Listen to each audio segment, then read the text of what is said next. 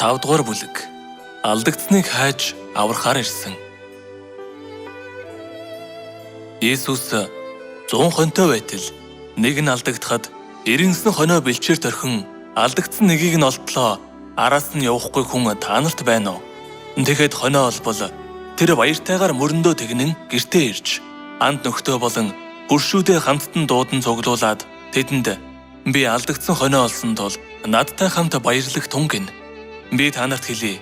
Мөн үүний адил гэмших шаардлагагүй 99 зөвдөөс илүүгээр гэмшсэн нэг нүгэлтний төлөө тэнгэрт илүү их баяр хөөр болох болно хэмээн альдсан байдаг. Дээрх сургаалт зөвлөлд 99 хониор тэнгэрт гэмших шаардлагагүй 99 зөвтгийг буюу Бурхны хөгүүд хэмээн дуудагддаг тэнгэрч нарыг заажээ. Мөн алдагдсан нэг хониор алдагдсан нэг нүгэлтнийг зөөрлсөн байна. Үүгээр Тэнгэр элчийн ертөнцид нууцлагдсан нууцуудыг харуулж өгчээ.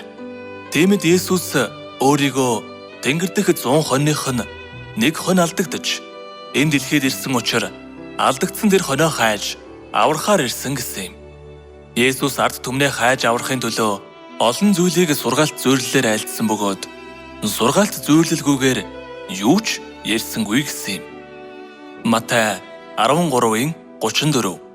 Би сургаалт зөвлөлөөр амаанэн. Би ертөнцийн суураас эхлэн нууцлагдсан зүйлсийг хэлнэ гэсэн байна. ертөнцийн суураас эхлэн нууцлагдсан Бурхны нууц нь Тэнгэр элчийн ертөнцид биднийг сонгосон авралын төлөвлөгөө юм. Есүс ийн айлджээ. Матай 13-ын 10. Тэнгэрийн хаанчлалын нууцуудыг мэдэх нь та нарт өгөгдсөн юм. Харин тэдэнд өгөгдөөгүй. Матай 13-ын 14. Тэдэнд Исаягийн иш үзүүлэг биелдэг юм.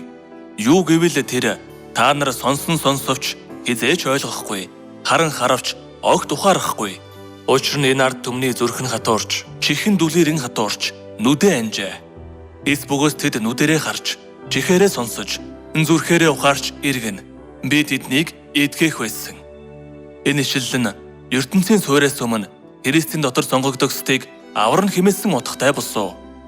Тиймээс Лук 15-ын 7 дугаар ишлэлийн Тэнгэрт гэмших шаардлагагүй 99 зөвт нь Еврей 12-ын 22-оос 23 дугаар ишлэлдэх Сион уул амьд Бурхны хот Тэнгэрлэг Иерусалим руу баярын цугларалт дах тоо домшгүй Тэнгэр элч нар Тэнгэрт бүртгэгдсэн анх төрөсдийн чуулган бүгдийн шүүгч Бурхан болон төгс болгогдсон зөвд хүмүүсийн сүнс рүү ирсэн хэмээн бичигдсэн тэрхүү хотод байгаа тоо домшгүй Тэнгэр элч нар бүгд Тэнгэрийн зөвд хүмүүс юм.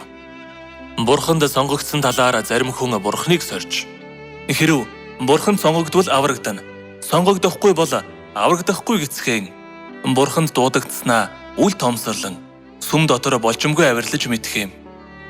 Тиймэрхүү хүмүүсийн тухай Библиэд ийм тэмдэглэсэн байдаг. Матай 4-ийн 7. Бурхан эзнээ бүүсээр. Бурхан биднийг үнэн мөнхөөс сонгосон гэсэн нь бид түүнд хэрэгтэй учраас сонгосон биш.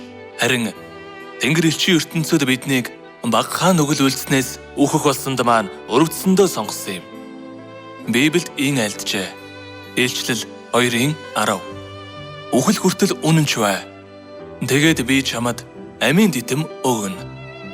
Харин сонгосон ард түмэн дэндүү болчимгүй хэрээс хэтэрсэн үйлдэлээр Бурханаас урван тэрслээд эцэст нь хөөгдөж суурилд өртөх хов заяатай байсан хүмүүс хүчлэн аврал авч тэдний суудлыг эзлэх болно.